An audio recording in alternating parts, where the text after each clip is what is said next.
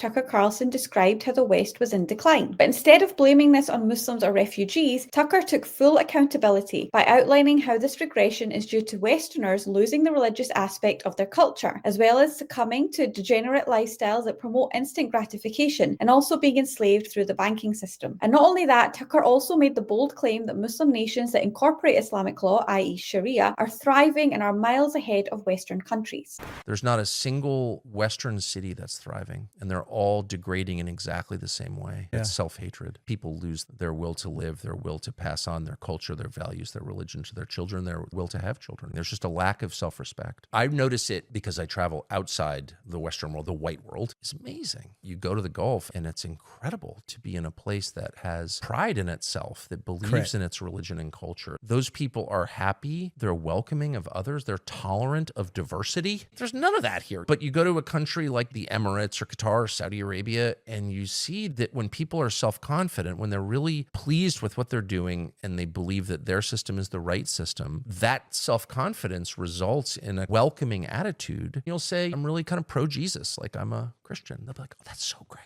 Well, they mean it. They're Muslims. It's a country governed by Sharia law where they're into things that I'm not into, like polygamy or Islam. No one's forcing this on me. I'm not mad at you. I can go to a place like that and I don't feel like I need to judge everybody on their local customs. But in the process of doing that, you get perspective on your own society. Let's treat the people who run the banks, the people who are getting rich from usury, like the criminals they are, and make them suffer, because that's totally fair. If you exploit and destroy people, you're not a good person. And I think we should start by getting collective action. Everybody who's deep in credit card debt, we're all getting together and we're not going to pay our credit card bill.